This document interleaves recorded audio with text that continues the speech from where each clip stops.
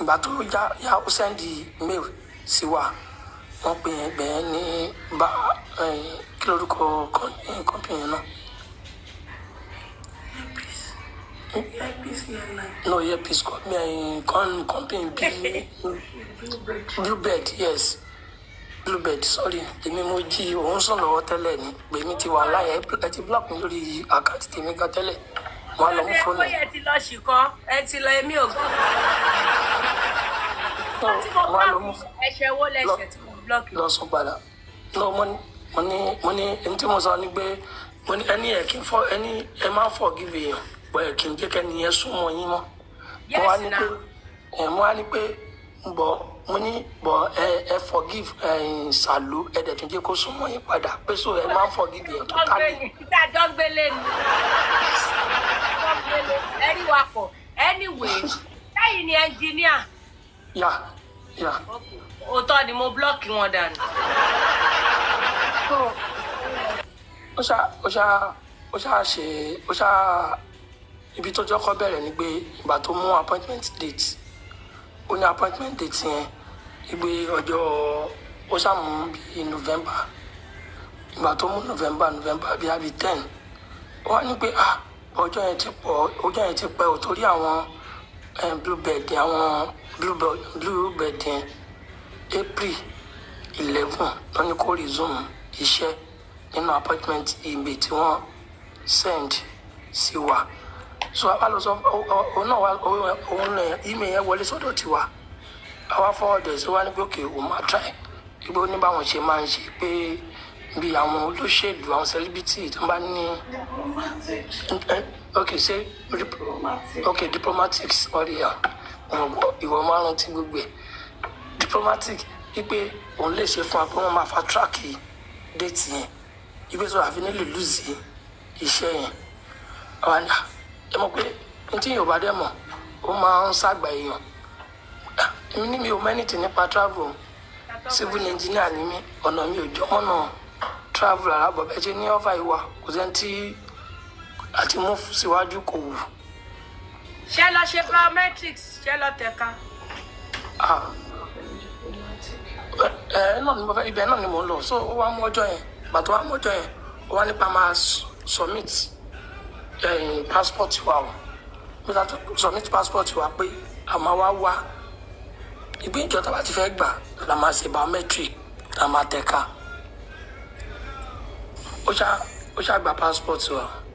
along the line ó ṣe di bíi 2 weeks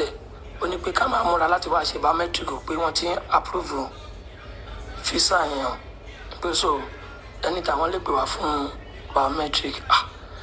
èmi ṣe tètè gbé àyàn gbọ́bọ̀ inú wa ti ń lọ àwa mẹ́rin dẹ̀ ní èmi ìyàwó mi àti ọmọ méjì ó bá ṣàtún ní ká lọ mówó wá o pé a nídìí owó báyìí o pé because àwọn tó wà nínú ilé yẹn àwọn yẹn òun máa fún wọn lówó máa ṣe kíní kan ó ṣàtúgbà owó bẹ́ẹ̀. To cut the story short ó wá di ọjọ́ tó yẹ ká lọ ṣe biometric yẹn òun náà ló ti pé ọ̀la ló yẹ ká wá sí biometric o pé bọ̀ wọ́n ti kó passport wa jáde pẹ̀lú àwọn yẹn pé wọ́n ti lu o ibẹ̀ a máa ṣe ní. wọ́n lu passport á fún yín visa without biometrics. ẹ máa gbọ́ pé a máa ṣe biometric tá a bá fẹ́ lọ ní embassy mọ́ àlùyá báwo ló ṣe possible mo ṣàbẹ̀rẹ̀ sí ní fi lọ àwọn èèyàn mo jáde ok kó tiẹ̀ kọ́kọ́ kó passport yẹn wá ká tiẹ̀ kọ́ rí n tó wà ń bẹ̀ torí gbẹ ní kí n má fi hàn yín ni. ẹ jáwọ́ ẹ ṣó wa briefly.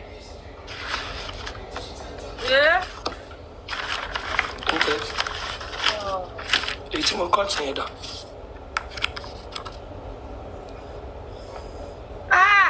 ó ti dà bẹ́ẹ̀ yẹn.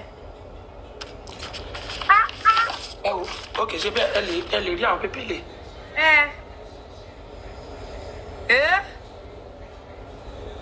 ok kẹkẹ bá visa yẹn báwo lẹ ṣe mọ̀ pé fake ni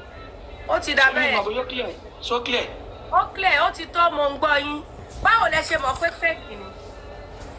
so ìgbà tó sáfẹ́ release passport yẹn ó ti yà báyìí ó ti send ẹ̀ sí wa ó ṣáà insist pé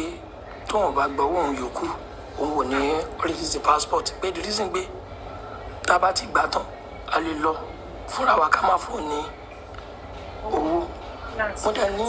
ọ̀rẹ́ kan ní UK wọ́n á sẹ́ndẹ̀ sí pé kó jọ kó bá mi wo passport yìí pé ẹni fún oúnjẹ ọkọ ti bá wa yọ àkóbá ní orí pé òótọ́ ni pé wọ́n ti lu kíní àwọn ti ṣe kíní kan wọ́n ní bàbá yóò ti rí ó ní kí n fún lówó ẹ̀ pé ó rí i pé òun fi hàn ẹnìkan tó ń ṣe físà òun ò mọ ọ̀rẹ́ mi ẹni ẹ̀ ò mọ bàbá yẹn o èmi kàn sẹ́ndẹ̀ sí pé kó bá wa ṣàwò ní ibi bẹ̀ yẹn ìyẹn náà bá ní orí